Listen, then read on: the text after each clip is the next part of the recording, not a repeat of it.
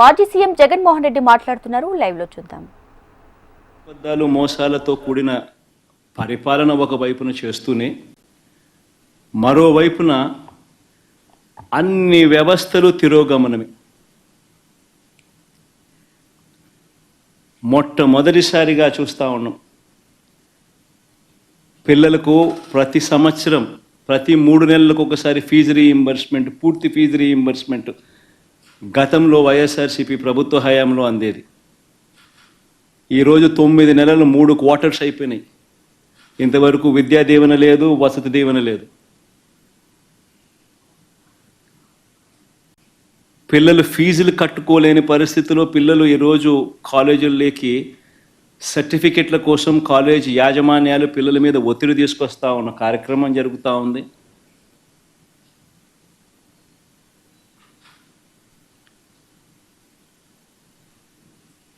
బడులన్నీ పూర్తిగా నిర్వీర్యమైపోయాయి. గోరుముద్ద గాలికి ఎగిరిపోయింది. ఇంగ్లీష్ మీడియం చదువులు అటకెక్కాయి. టోఫుల్ తీసేశారు. సిబిఎస్ఈ కూడా అదే బాటలో తీసేసే కార్యక్రమం జరుగుతూ ఉంది. వైద్య రంగం తీసుకున్న అదే పరిస్థితి. ఆరోగ్యశ్రీ బిల్స్ దాదాపుగా 2000 పెండింగ్. మామూలుగా జనవరిలో బిల్స్, ఫిబ్రవరిలో ప్రాసెస్ చేసి మార్చ్లో మామూలుగా ఇస్తారు. మార్చ్లో ఎన్నికల కోడ్ వచ్చింది, అంతే. ఒక్క బిల్లు పాస్ కాల. దాదాపుగా 2000 పైచిలకు కోట్లు Aarogyasri bills pending. Network hospitals ఈరోజు ప్రజలకు మంచి చేసే కార్యక్రమం, సేవలు అందించే కార్యక్రమంలో వెనకడుగు వేస్తూ ఉన్న పరిస్థితులు.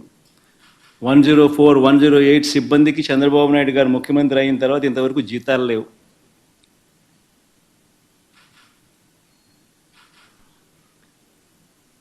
ఆరోగ్య ఆసరా గురించి పట్టించుకునే నాతుడు లేడు.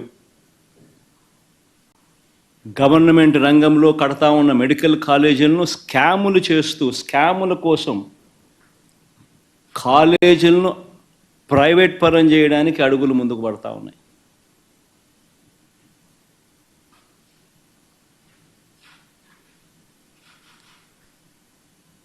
తిరోగమనం.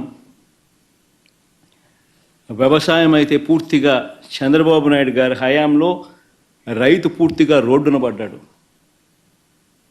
రైతులకు అందాల్సిన పెట్టుబడి సహాయం 20,000 ఇస్తానన్నాడు, ఇంతవరకు రూపాయిల. అంతవరకు రైతులకు మామూలుగా వ్యవసాయం మొదలయ్యే టయానికి గత ప్రభుత్వంలో మా హయాంలో వస్తూ ఉన్న రైతు భరోసా పెట్టుబడి సహాయం కూడా ఇవ్వకుండా ఎగరగొట్టాడు. రైతులకు పెట్టుబడికి సహాయం పోయింది. రైతులకు ఉచిత పంటల బీమా ఎగిరిపోయింది. రైతులకు ఈ క్రాపింగ్ లేదు.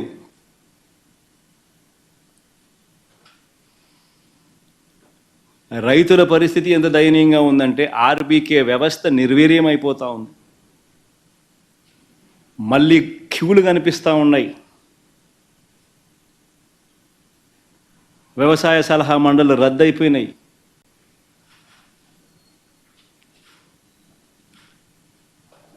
ఏ రంగం చూసుకున్నా కూడా తిరోగమనమే.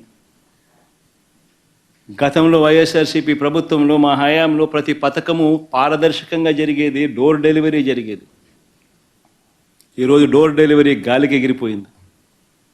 డోర్ డెలివరీ పెన్షన్ లేదు, డోర్ డెలివరీ రేషన్ లేదు. పారదర్శకత అంతకన్నా లేదు.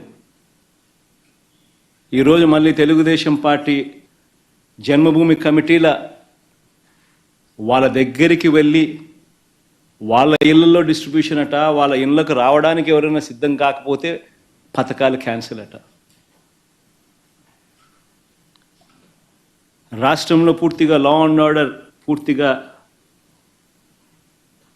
ఏమైపోతా ఉంది అన్న పరిస్థితిలోకి లా అండ్ ఆర్డర్ వెళ్ళిపోయింది. రెడ్ బుక్ పాలనతో ఈరోజు రాష్ట్రంలో అడ్డగోలుగా న్యాయాన్ని పాతరేసి, ధర్మానికి రక్షణ లేకుండా ఈరోజు ఆస్తులు ధ్వంసం చేస్తూ ఉన్నారు, దొంగ కేసులు పెడతా ఉన్నారు. ఇరికిస్తూ ఉన్నారు కేసుల్లో.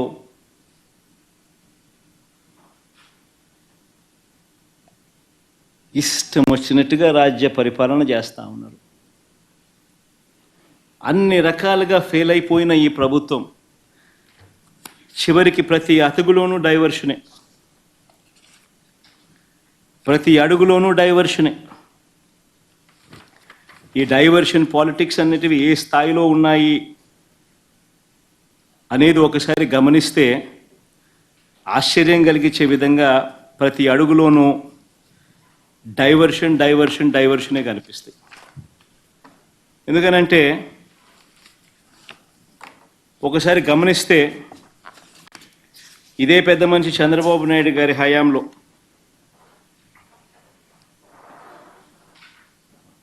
రాష్ట్రంలో అరాచక ఆటవిక పాలన మీద మేము ఢిల్లీకి వెళ్ళి ధర్నా చేస్తే డైవర్షన్ చేసేందుకు చంద్రబాబు నాయుడు ఏం చేస్తాడు? అదే రోజు మదనపల్లెకు చాపర్ పెట్టి మదనపల్లిలో ఫైల్స్ కాలిపోయాయి అంటే అదే పనిగా పంపిస్తాడు, అక్కడి నుంచి టాపిక్ డైవర్ట్ చేసేందుకు. రాష్ట్ర వ్యాప్తంగా కూడా రెసిడెన్షియల్ స్కూల్స్లో కానీ, IIITలో కానీ, హాస్టల్లో కానీ, కాలేజీల్లో కానీ ఫుడ్ పాయిజన్ జరిగి, ఈవెన్ గోరుముద్ద కార్యక్రమంలో కూడా ఫుడ్ పాయిజనింగ్ జరిగి పిల్లలందరూ కూడా అన్యాయమైన పరిస్థితిలో ఫుడ్ బాగా లేదు అని చెప్పి కనిపిస్తూ ఉన్న పరిస్థితుల్లో డైవర్షన్ పాలిటిక్స్ ఏమంటాడు? చంద్రబాబు ప్రమాణ స్వీకారానికి 30 ఏళ్ళంటూ సెలబ్రేషన్స్తో డైవర్షన్ అంటాడు.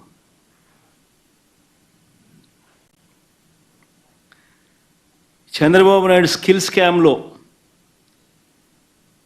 అరెస్టులు, చంద్రబాబు నాయుడును తాను చేసిన స్కాముల్లో అరెస్ట్ చేశారని, తనను అరెస్ట్ చేశారని, తనకు బాగా దగ్గర, తనకు బంధుత్వం ఉన్న ఈనాడు ఆ మార్గదర్శి నేరాలను బయట పెట్టారు అని ఆ ఐఏఎస్లు, ఆ ఐపీఎస్లు అధికారులను వేధిస్తూ ఉన్న పరిస్థితులు, ఆ వేధింపులకు తాను పాల్పడతా ఉన్నాడు అని చెప్పి సర్వత్రా విమర్శలు వస్తూ ఉంటే దాన్ని డైవర్ట్ చేయడానికి కోసం అని చెప్పి మళ్ళీ ముంబై నుంచి ఒక సైడ్ ఆర్టిస్ట్ సినీ నటిని అడ్డు పెట్టుకుని ఒక స్టోరీ, ఆయన పేరు ఏం పేరు, జత్వానీనా ఏదో పేరు కాదా, ఆయన పేరుతో మరొక డైవర్షన్ స్టోరీ. విజయవాడలో మనమంతా కూడా చూసాం ఏ రకంగా అలర్ట్. వెడ్నెస్డే బుధవారం రోజు అలర్ట్ వస్తే శుక్రవారం సాయంత్రం నుంచి ముమ్మరంగా వర్షాలు పడతాయని అలర్ట్ వస్తే బుధవారము, గురువారము, శుక్రవారం మధ్యాహ్నం దాకా నీకు టైం ఉన్నా కూడా చంద్రబాబు నాయుడు గారు అనే వ్యక్తి తాను రివ్యూ తీసుకోకపోవడం వల్ల ఇరిగేషన్ సెక్రటరీ కానీ, రెవెన్యూ సెక్రటరీ కానీ, హోమ్ సెక్రటరీ కానీ వీళ్ళందరి ఆధ్వర్యంలో చీఫ్ సెక్రటరీతో ఒక రివ్యూ తీసుకొని వాళ్ళకు బాధ్యతలు అప్పచెప్పుంటే 60 మంది చనిపోయే ప్రమాదం ఉండేది కాదు అని తెలిసి ఇరిగేషన్ సెక్రటరీ ఫ్లడ్ కుషన్ తాను ఏర్పాటు చేసేవాడు, రెవెన్యూ సెక్రటరీ రిలీఫ్ క్యాంపులు తాను ఏర్పాటు చేసేవాడు, హోమ్ సెక్రటరీ లోతట్టు ప్రాంతాల్లో ఉన్న ప్రజలను రిలీఫ్ క్యాంపులకు షిఫ్ట్ చేసి ఉండేవాడు. ఇవేవి కూడా చంద్రబాబు నాయుడు చేయకపోవడం వల్ల విజయవాడలో ఏ రకంగా, విజయవాడనే కాదు ఏలేరు కూడా అదే రకంగానే మిస్మేనేజ్మెంట్, మ్యాన్ మేడ్ ఫ్లడ్స్ ఏ రకంగా క్రియేట్ చేసి ఏ రకంగా చంద్రబాబు నాయుడు అన్ని రకాలుగా ఫెయిల్ అయిపోయిన పరిస్థితి కనిపించిన నేపథ్యంలో దాన్ని డైవర్ట్ చేసేందుకు ఈ పెద్ద మనిషి చంద్రబాబు నాయుడు ప్రకాశం బ్యారేజీలో బోట్లంట, ఆ బోట్లతో బ్యారేజీని ధ్వంసం చేయడానికి ప్రయత్నించారంటూ ఇంకొక డైవర్షన్ టాక్టిక్.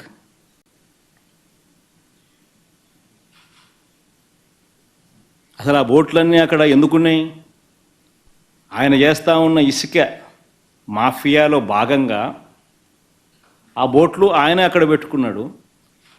ఈ వర్ష ఈ ఈ ఈ ఈ- ఈ ఫ్లో వాటర్ ఫ్లోకు బోట్లు కొట్టుకొని వచ్చాయి. మరి ఆయన 4 నెలల కాలంలో ఆయన 4 నెలల కాలంలో ఆయన పెట్టుకున్న బోట్లు కొట్టుకొని వచ్చి ఆ బోట్ల వల్ల ప్రకాశం బ్యారేజీ మునిగిపోతుందంట. అది ఇంకొక డైవర్షను.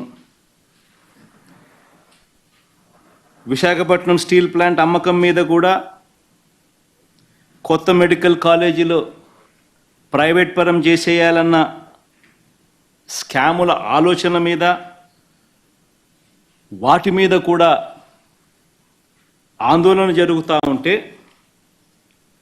ముగ్గురు సీనియర్ అధికారుల మీద సస్పెన్షన్ వేటు వేస్తూ అది ఇంకొక డైవర్షన్.